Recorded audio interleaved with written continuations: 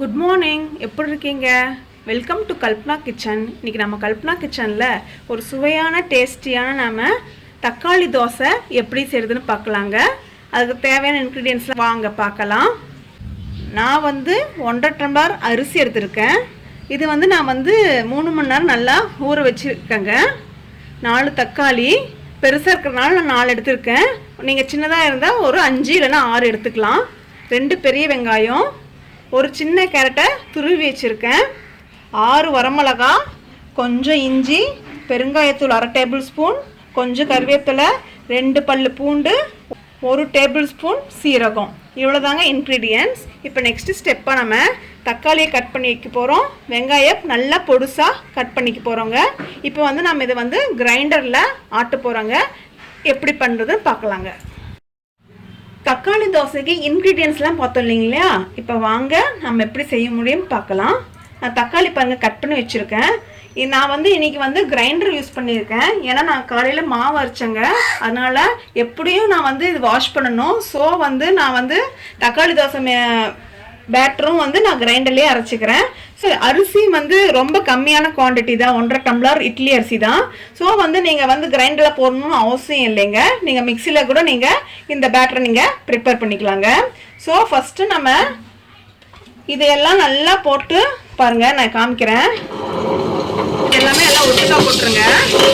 போட்டு கொஞ்சமாக ஒரு கை இதை மட்டும் போடுங்க. இந்த அரிசி மட்டும் போதும். அதெல்லாம் அப்படியே கொஞ்சம் இதாகுங்க. அதுக்கப்புறம் நீங்கள் எடுத்து வச்சிருக்கங்க தக்காளி போடணுங்க. தக்காளி எல்லாம் நல்லா மசிச்சப்புறம் தாங்க நீங்கள் அரிசி போடணும். கொஞ்சமாக தண்ணி ஊற்றிக்கங்க. தக்காளி நல்லா மசிச்ச அப்புறம் நீங்கள் எடுத்து வச்சிருக்கிற அந்த 1.5 டம்ளர் அரிசியும் போட்டு நல்லா நைஸாக ஆட்டி வச்சுக்கோங்க. எப்படி நம்ம பார்க்கலாங்க. பாருங்க ஃப்ரெண்ட்ஸ், நம்ம தக்காளி, வரமிளகா, பூண்டு, இஞ்சிலாம் போட்டோம் இல்லைங்களா? பாருங்க நல்லா மசிச்சிருச்சு. நாங்கள் கொஞ்சம் போடும்போது கொஞ்சம் ஸ்ட்ரக் ஆகி நின்னா கூட நீங்கள் ஸ்பூனில் தள்ளி விட்டு நீங்கள் அரைச்சிங்கன்னா பாருங்க இந்த மாதிரி பதத்துக்கு வரும்.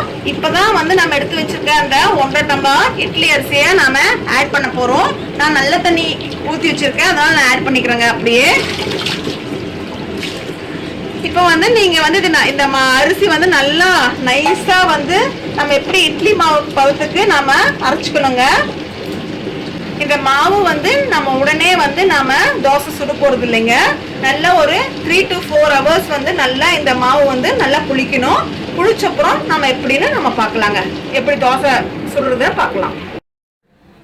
ஃப்ரெண்ட்ஸ், நம்ம தக்காளி தோசைக்கு நம்ம எப்படி அரைச்சோன்னு பார்த்தோம் இல்லைங்களா? இப்போ பாருங்கள், மாவு இந்த மாதிரி பதத்துக்கு அரைச்சிக்கணும். இது 3லேருந்து 4 மணி நேரம் நல்லா ஊறிடுச்சிங்க. நம்ம ஆட்டும் போதே கொஞ்சம் நாம் சால்ட்டு போட்டு ஆட்டிக்கணும். இப்போ நீங்கள் டேஸ்ட்டு பார்த்துக்கலாம். இந்த இடத்துல டேஸ்ட் பார்த்துட்டு எனக்கு கொஞ்சமாக உப்பு கம்மியாக இருக்குது. ஸோ நான் ஒரு 1/2 டீஸ்பூன் உப்பு ஆட் பண்ணிக்கிறேன். 2 பெரிய வெங்காயம் சின்ன சின்னதாக கட் பண்ணியிருக்கேன், அதை ஆட் பண்ணிக்கலாம். கொஞ்சமாக கேரட் துருவிக்குங்க, கட் பண்ணி போட வேண்டாம், துருவி போட்டுக்குங்க. கொஞ்சம் ஜீரகமும் கொஞ்சம் கொத்தமல்லி தலையுங்க. அவ்வளோதாங்க ஃப்ரெண்ட்ஸ். இப்போ இது நல்லா மிக்ஸ் பண்ணிவிட்டு நம்ம தோசை ஊற்றினா சூப்பரான தக்காளி தோசை ரெடி ஆயிருங்க. நெக்ஸ்ட்டு நம்ம எப்படி ஊற்றுறதுன்னு நம்ம பார்க்கலாங்க. நம்ம தக்காளி தோசைக்கு மாவு எப்படி செய்யறதுன்னு நம்ம பார்த்தோம் இல்லைங்களா? இப்போ தோசை எப்படி வாத்தலான்னு பார்க்கலாங்க. பாருங்க, நல்லா புளிஞ்சிருச்சு. இது நம்ம காலையிலேயே அரைச்சி வச்சோங்க. எப்படியும் ஒரு 5 to 6 hours நல்லா ஊறி இருக்கு. இப்போ நம்ம தோசை போடலாங்க.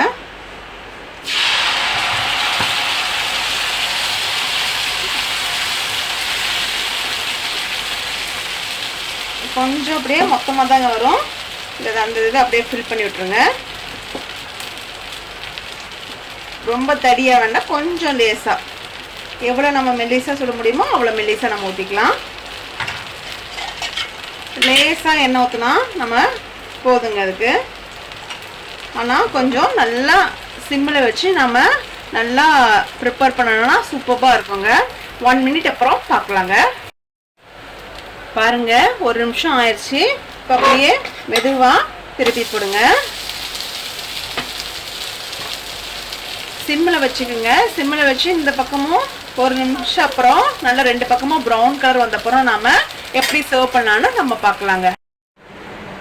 ஃப்ரெண்ட்ஸ் பாருங்கள், சுவையான தக்காளி தோசை ரெடி ஆயிடுச்சுங்க. இதோட ஒயிட் சட்னி வச்சு சாப்பிட்டா சும்மா அட்டகாசமாக இருக்குங்க. இது ரவா தோசை மாதிரி ரொம்ப கிறிஸ்பியாக இருக்காதுங்க, கொஞ்சமாக கிறிஸ்பியாக இருக்கும். அண்ட் தென் கொஞ்சம் சாஃப்டாகவும் இருக்கும். இந்த கலர் பாருங்கள், ஆரஞ்சு கலர் இருக்கனால பசங்க கலர் தோசைன்னு சொல்லிட்டு விரும்பி சாப்பிடுவாங்க. கண்டிப்பாக இந்த ரெசிபி நீங்கள் வீட்டில் ட்ரை பண்ணி பாருங்கள். உங்களுக்கு இந்த ரெசிபி பிடிச்சிருந்தா லைக் பண்ணுங்கள், ஷேர் பண்ணுங்கள், சப்ஸ்கிரைப் பண்ணுங்கள். தேங்க்யூ.